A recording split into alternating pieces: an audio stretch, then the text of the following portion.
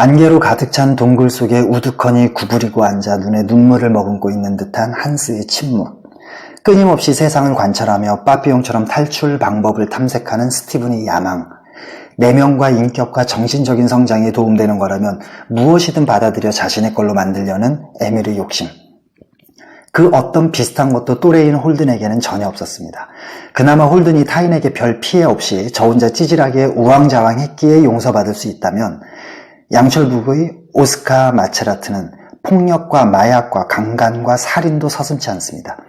그런 망나니들 이야기라면 읽을 필요가 있을까라는 생각이 들 수도 있는데 사실 호밀밭의 파수꾼은 읽는 걸 말리고 싶은 정도지만 양철북은 오스카를 2차 세계대전 전후 정신과 인격이 망가진 독일인의 자화상으로 내세워서 전쟁이 인간을 얼마나 처참하게 만드는지를 극단적으로 보여주려 했다는 점에서 읽을 가치는 있죠. 그래서인지 양철북의 대부분 설정은 거의 현실적이지 않고요. 추한 어른들의 세계가 싫어 3살 때 스스로 성장을 멈춰버린 오스카의 행동은 관점에 따라서 고고해 보일 수도 있지만 도피일 수도 있습니다. 이제 막 주나라를 세우려는 무왕에게 효와 충이 없다는 날선 비판을 한 후 수양산에 들어가 고사리만으로 연명하던 백이와 숙제. 어느 날 누군가 그들을 찾아와 주나라와 단절하겠다면 주나라의 수양산에서 살지도 말고 그곳에서 나는 고사리조차 먹지 말아야 하는 거 아니냐고 반문합니다. 보통 사람이라면 이런저런 핑계를 대다가 그럼 너는 얼마나 깨끗한데? 라며 물고 늘어지는 물귀신 작전을 펼쳤겠죠. 비판의 대상을 나에게서 타인으로 교묘히 바꾸는 일종의 범주의 오류 말입니다. 하지만 백이와 숙제는 민주주의가 요구하는 토론의 품격을 보여주죠. 그 비판이 논리적으로 타당하자 쿨하게 인정한 후 고사리마저 입에 대지 않다가 굶어 죽었습니다. 반대로 낚시꾼의 원조격인 강태공은 무왕이 주나라를 건국하는데 1등 공신이 되고요. 백이와 숙제를 노자에 비유한다면 강태공은 공자라고 할 수 있습니다. 대부분 사람은 그 중간지대에서 하지만 대체로 조금 더 어느 한쪽의 가까이에서 살아갑니다. 똥이 무서워서 피하는 게 아니라 더러워서 피한다는 말이 옳다고 생각된다면 여러분은 노자 쪽에 가까운 사람입니다. 아니면 자기 옷에 똥이 묻고 몸에서 냄새가 나더라도 당장 다른 사람 또는 자기 뒤에 올 다른 사람을 위해 기꺼이 그 똥을 치우시겠습니까? 그렇다면 공자 쪽에 가까운 거고요. 양쪽 모두 똑같이 옳습니다. 핵심은 서로가 서로의 모습을 인정하냐 안 하냐이죠. 음식의 종류는 다양하지만 모든 음식이 몸에 좋은 건 아니듯이 삶의 방식에 정답은 없지만 그렇다고 모든 삶의 방식이 옳은 건 아닙니다. 나만 옳다는 사람은, 즉 나와 다른 걸 인정하지 않는 사람은 다양성이 생존의 필수 조건인 민주주의와 우리의 우주 속에서 삶을 영위할 자격이 없는 거죠. 그러나 양쪽 어디에도 속하지 않는 오스카는 기회주의자라는 비난의 꼬리표를 뗄 수 없습니다. 결단을 내린 3살 이후에도 여전히 역겹다고 생각하는 부모와 어른들의 세계에서 그들이 온갖 보호와 물질적 지원을 당연하듯 누리며 살아가기 때문이죠. 모든 어른보다 키는 작지만 현명함은 그들을 능가했다고 외치는 오스카의 말은 당시 독일인들의 자만심을 여실히 보여줍니다. 아버지 알프레드의 죽음은 오스카의 작품이었죠. 누구에게나 3살짜리 꼬마로 보였기 때문에 사실 오스카는 소련군을 피해 숨을 필요도 없었습니다. 그런데도 아버지와 함께 숨어 있다가 느닷없이 나치 배지를 아버지 앞에 떨어뜨린 거죠. 그 소리에 소련군들이 다가오자 다급해진 알프레드는 그 배지를 삼켰고 그것이 목에 걸려 죽은 거고요. 소설의 후반부로 가면 옆방에 살던 간호사의 강간살해 용의자로 체포된 후에도 오스카는 여유롭습니다. 역시 그놈의 심신미약으로 교도소 대신 정신병원에서 회고록을 쓰며 지낼 정도로 속편하게 생활하죠. 그러다 2년 후 진범이 잡혀 30세 생일날 가석방됩니다. 과연 잡힌 사람이 정말 진범일까요? 아버지를 죽게 만든 사건을 계기로 완전 범죄에 대한 뭔가를 알게 된 건 아닐까요? 여하튼 풀려난 오스카가 앞으로 어떻게 살 건지를 생각하며 끝나는 소설의 마지막 장면은 독일인에 대한 경계심을 풀면 안 된다는 작가의 충고 같기도 하지만 제겐 마치 무죄로 풀려난 연쇄살인범의 미소를 보는 듯 섬뜩하기까지 했습니다. 차이는 차별의 대상이 될 수 없음을, 따라서 6세 소녀 진 루이스 핀치가 3년간의 사건들을 통해 자기와 다른 타인에 관한 배려와 관용과 인정을 배우며 성장한다는 내용의 앵무새의 죽이기도 지금까지의 소설들처럼 타인과 함께 생활할 수밖에 없는 인간이라는 존재의 조건 속에서 성장해 나가는 데 필요한 것이 무엇인지를 정확히 같은 언어로 강조하는 작품입니다. 쉬운 내용이기에 여기에서는 중요한 문장들 몇 개만 살펴보겠습니다. 흑인을 속이는 건 백인을 속이는 것보다 5배는 더 나쁜 것이라는 말은 평등의 의미를 암시합니다. 평등은 방금 식사한 친구와 하루를 굶은 친구에게 똑같이 빵 하나씩을 주는 게 아니라 전자에게는 한 입 떼어서 후자에게는 통째로 주는 거라는 거죠. 때로는 어떤 사람 손에 쥐어져 있는 성경책은 누군가가 쥐고 있는 위스키보다도 더 나쁘다는 말에, 즉 작가가 담배가 아니라 술을 선택한 것에 개인적으로 만족합니다. 담배와 술 모두 건강에 좋지 않기에 둘 다 하지 않는 게 가장 좋고, 당연히 둘 다 하는 건 가장 나쁘죠. 대체로 혼자 조용히 생각하는 걸 즐기는 사람은 담배를, 사람과의 만남을 좋아하는 사람은 술을 선호하는 경향이 있습니다. 하지만 여러 이유로 둘 중 하나는 꼭 해야 한다면 조금의 망설임도 없이 담배를 다음과 같은 근거로 추천합니다. 비흡연자들 속에서 막무가내로 흡연하는 경우와 담배 연기를 의도적으로 비흡연자를 향해 내뿜는 무례한 경우를 제외한다면 흡연은 타인에게 피해를 주는 일이 없습니다. 근처에 흡연자가 있으면 냄새가 나지만 음주자도 그렇습니다. 침이나 꽁초를 아무데나 버리는 예의 없는 사람이 있듯이 소주병이나 맥주캔 또는 나무 안주 등을 버젓이 아무데나 버리거나 치우지 않는 사람 역시 있죠. 담배 한 갑에 4,500원이나 하는데 하루에 한 갑을 비운다면 한 달이면 1년이면 10년이면 하면서 비용을 계산하곤 합니다. 그러나 단둘이서 마실 때조차도 술값이 최소 2, 3만 원 이상이나 하는데 일주일에 2-3번 마신다면 한 달에 1년에 10년에 하면서 똑같이 비용을 계산해 보세요. 현재의 가격으로도 담배가 훨씬 쌉니다. 담배의 경우와는 달리 음주의 경우엔 약속 장소까지 이동하는 기름값을 포함한 교통수단의 요금과 가끔의 대리운전 비용도 포함해야 하고요. 담배는 연속으로 3개 이상을 피우면 속이 울렁거리고 머리가 아파서 자연스럽게 더는 피울 수 없지만 술은 적당히 즐기기가 거의 불가능합니다. 내가 술을 마시는 게 아니라 술이 술을 마시게 되는 순간을 알아차릴 방법이 없기 때문이죠. 이렇게 담배와는 달리 술은 정신을 잃게 만드는 경우가 다반사이고 바로 여기에서 담배로는 일어나지 않는 각종 잘못과 범죄가 너무 쉽게 발생합니다.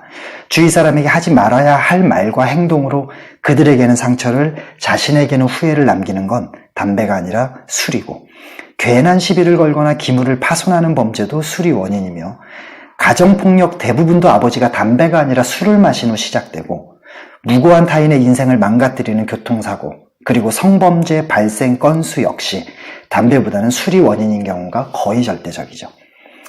여하튼 둘 다 하지 않는 게 가장 좋다는 점을 강조하면서 훈훈하게 마무리하겠습니다. 다만 상황이 이럼에도 담배는 마약이라고, 술은 약주라고 불립니다. 이로 인해 흡연자는 미개인처럼 느껴지지만 음주자는 사실 약이 되는 술은 없음에도 왠지 폼나게 느껴지게 되죠. 이렇듯 직설적인 방식보다는 듣기 좋고 불쾌감이 덜한 어휘를 사용하는 걸 완곡어법, 즉 유피미즘이라고 합니다. 때밀이 대신 목욕관리사, 간호원 대신 간호사, 청소부 대신 환경미화원이라고 하듯 자녀의 시행착오를 막았던 부모의 마음처럼 여기에서도 사회적 약자를 배려하려는 좋은 의도가 나쁜 결과, 즉 어떤 것에 대한 잘못된 인식을 만들기도 합니다. 예를 들어 알코올 중독자가 자신을 애주가라고 생각하거나 말한다면 자기가 건강하다고 생각하는 환자처럼 그를 도울 방법은 전혀 없게 되죠. 정치인이 의도적인 어떤 짓이나 거짓말을 해놓고서 그것이 실수라거나 와전되었다거나 오해의 소지가 조금 있었다고, 부모나 선생이 자기 합리화하기 위해 체벌을 사랑의 매라고 말한다면 그들을 올바르게 인도할 방법 역시 없는 셈입니다. 어휘와 언어의 힘은 엄청납니다. 어떤 어휘와 언어를 사용하느냐에 따라 여러분의 성격과 감정과 행동이 모두 그것에 맞게 바뀌기 때문이죠. 그래서 짜장면을 자장면으로, 그리고 개명도 하는 거고요. 그런데 왜 짬뽕은 잠봉으로 바꾸자는 말은 없는지 궁금하긴 합니다. 억센 발음과 욕설을 입에 달고 산다면 서서히 욱하는 성격으로 바뀌다가 우발적 범죄의 주된 원인인 분노 조절 장애로 향할 수 있습니다. 운전 중 발생하는 사건들을 보면 충분히 공감하실 겁니다. 지금은 말도 안 되는 줄임말이 난무하고 있더군요. 그런 말을 알아듣지 못하는 저로서는 TV조차 보기 힘듭니다. 이제야 아싸 핵인싸, 소확행 정도만 알아듣지만 간단한 이유에서 대박을 포함해 지금도 앞으로도 쓰고 있지 않고 쓰지 않을 겁니다. 그런 말들은 창의적이지도 않을 뿐더러 아름답지도 않기 때문이죠. 가령 오래된 말인 안습은 사용합니다. 눈물을 안구에 습기가 찼다고 보는 것은 상당히 창의적이기 때문이죠. 아름다운 우리말로 치자면 꽃샘 추위만한 것이 없고요. 꽃이 피는 것 시샘하는 추위 얼마나 아름답습니까? 조금은 의도적으로라도 언어 순화를 하길 바랍니다. 욕을 하고 싶을 때 그나마 순화하거나 귀여운 어휘로 살짝 바꾸는 것부터 시작해도 괜찮습니다. 백인들이 기회에 염증을 느낀 나머지 스스로 기회를 만들려고 탈옥하다가 죽임을 당한 흑인 톰의 모습에 판사, 검사, 변호사를 포함한 우리나라의 사법부가 오버랩됩니다. 그들에게 최대한의 독립성을 부여하지 못한 제도에 가장 큰 문제가 있다 해도 대체로 대학교 그리고 사법연수원을 거치면서 확고하게 위계가 세워지고 이후엔 판사와 검사가 정치인 또는 변호사가 되어서 전관예우라는 전통을 내세워 사법부에 압력을 행사하는 항맥과 인맥으로 너무도 단단히 묶여있는 그들 세계의 잘못된 구조 역시 그에 묻지 않습니다. 이로 인해 평범한 사람들은 스스로 문제를 해결할 수밖에 없도록 은밀히 강요당하고 그 결과는 오롯이 불쌍한 그들 몫이죠. 유전무죄, 무전유죄는 조금도 틀림이 없는 사실이고요. 이런 사회 분위기와 시스템을 조장해 놓으니 어려서부터 성장의 동력이 되는 선의의 경쟁이 아니라 타인을 짓밟는 경쟁에, 성적 위조에, 부정 입학에, 취업 청탁에, 부실 공사에, 사기에, 불법 사이트 운영에, 전화 금융 사기에, 장기 매매, 성매매, 환경 훼손에, 음식 갖고 장난을 쳐서라도 돈만 벌면 된다는 사회적 인식이 형성되는 겁니다. 보안관 헥테이트는 밥 이웰로부터 아이들을 구하려다 의도치 않게 밥을 죽인 부의 사건을 조작하면서 말하죠. 다른 사람이었다면 아마 사정은 달랐을 것이라고. 오로지 진실만 본다면 부는 살인자인 셈이어서 처벌도 받고 신상도 공개하는 게 맞지만 정황까지 고려하면 부를 벌할 수 없으며 게다가 부가 처한 현실까지 고려할 땐 그의 이름조차 밝히지 말아야 한다는 겁니다. 핵의 태도와 일처리 방식은 오로지 진실만이 모든 것이라는 생각에, 이건 물론 돈과 권력의 유무에 따라 탄력적이죠. 특히 성범죄의 경우 피해자나 증인 보호에 있어서 실수할 때가 참 많은 우리나라의 기자나 경찰이나 사법부에 시사하는 바가 크다고 할 수 있습니다. 갈매기의 꿈과 꽃들에게 희망을 두 소설을 각각의 문장으로 요약하면 갈매기 조나단 리빙스턴의 뼈와 깃털만 남더라도 상관없어요. 내게 중요한 건 먹는 게 아니라 나는 거예요. 그리고 줄무늬 애벌레와 노랑 애벌레의 삶에는 그저 먹고 자라는 것 이상의 뭔가가 있지 않을까라고 할 수 있습니다. 먹기 위해 사는 게 아니라 살기 위해 모르는 걸 배우고 새로운 걸 발견하고 그렇게 진리에 가까워지면서 참된 자유를 얻고자 먹고 쉬고 놀고 자고 운동하는 것이죠. 우리 본질은 자유이기 때문입니다. 이깟 인생 뭐 있어? 라는 사람들의 말은 알게 모르게 인간의 삶이나 동물의 삶이나 다를 게 없다는 전제를 깔고 있는 겁니다. 그런 사람들을 동물과 똑같이 취급하려 치면 그땐 또 인간의 삶과 동물의 삶에는 근본적인 차이가 있다는 걸 전제하는 인권이니 사람이 또는 사람에게 어떻게 그럴 수 있냐고 말을 하죠. 인간으로서의 의무는 팽개치고 권리만 누리겠다는 신보입니다. 어느 날 노랑 애벌레는 나뭇가지에서 고치를 만들고 있는 늙은 애벌레를 통해 자기 속 어딘가에도 나비가 있다는 사실을 알게 됩니다. 나비가 되고는 싶지만 눈에 보이지도 않고 감각으로 느껴지지도 않기에 당연히 불안해하는 노랑 애벌레의 마음을 알고 있다는 듯 늙은 애벌레는 말하죠. 한 마리 애벌레의 상태를 기꺼이 포기할 수 있을 만큼 절실히 날개를 원할 때라야 나비가 될 수 있단다. 내 겉모습이 죽어서 사라지는 순간 내 참모습이 살아 움직이는 거지. 죽어야 한다는 말이기도 하고 아니기도 하고. 별다른 변화가 없는 것처럼 보이겠지만 고치를 만드는 순간부터 이미 가장 흉한 그 속에서는 가장 예쁜 나비가 만들어지는 거란다. 가장 현명한 갈매기 치앙 역시 조나단에게 이동할 수 있다는 것 자체에 만족해서 완벽함을 추구하는 모습을 비웃는 갈매기는 아무데도 못 가지만 완벽함을 위해 이동하는 것을 버리는 갈매기는 어디라도 즉시 갈 수 있다는, 즉 바꿔 말하자면 살아있다는 것 자체에만 만족해서 삶의 의미와 가치를 고민하는 이들을 비웃는 사람은 원하는 대로 행복하게 살지 못하지만 삶의 의미와 가치를 고민하는 사람은 원하는 대로 살 수 있다는 똑같은 말을 하죠. 우리가 살아가는 삶과 우주는 역설로 가득 차 있습니다. 가장 간단한 예를 들자면 이순신의 생즉필사 사즉필생, 예수의 가장 가난한 자가 천국의 주인이라는 말 등이고 17회 방송에서 언급한 만화책들의 핵심이라고도 할 수 있죠.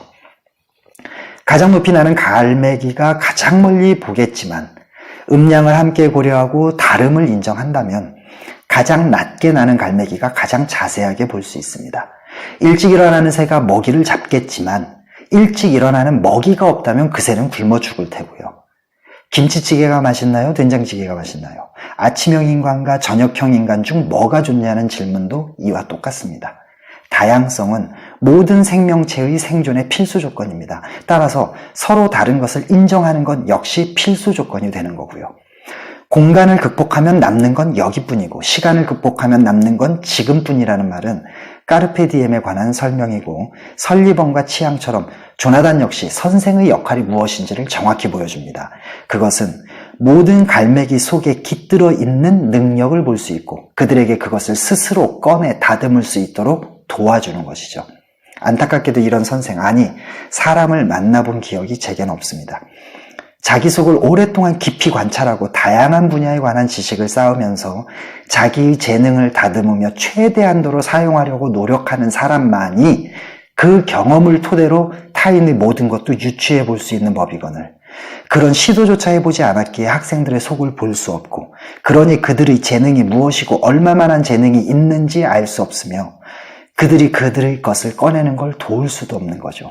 가장 큰 이유는 학생 하나하나의 삶과 미래에 자기 자녀의 10분의 1만큼도 관심이 없다는 겁니다. 기껏 목숨 걸고 올라왔건만 정상에는 아무것도 없고 그렇게 올라온 이 기둥이 수많은 기둥 중 하나일 뿐이라는 사실까지 깨닫게 된 줄무늬 애벌레의 심정은 어땠을까요? 기둥은 삶의 방식을 상징합니다. 우리 역시 왜 그런 식으로 살고 있는지 생각 한번 해보지 않은 채 관성의 법칙에 따라 그저 그렇게 살아왔으니 그렇게 살아갈 뿐이죠. 그러다 운이 좋아 정상에 오른 사람들은 당연히 눈에 보이는 거라고는 아무것도 없기에 인생의 허물을 말하고요. 줄무늬 애벌레는 결단을 내려 삶의 방식을 180도 바꿉니다. 아래로 내려가기 시작한 거죠. 그러면서 만나는 애벌레마다 자기가 겪은 쓸데없는 시행착오를 조금이라도 덜 겪게 하려고 진실을 말하지만 다른 애벌레들의 반응이 기가 찹니다. 그게 사실이더라도 그런 말은 하지 마. 그러면 지금까지 우리 노력이 뭐가 되니? 잘못되었음을 알았다면 아무리 늦었다 싶더라도 모든 걸 멈추고 올바르게 되돌려야 하지 않을까요? 그런데 우리 역시 대부분 애벌레와 같은 반응을 보입니다. 바로 보이지 않는 미래의 큰 이익보다는 눈에 보이는 당장의 작은 손실에 더 큰 가치를 부여하는 우리의 본능 때문에 그동안 쏟아부은 매몰 비용을 포기하지 못하기 때문이죠.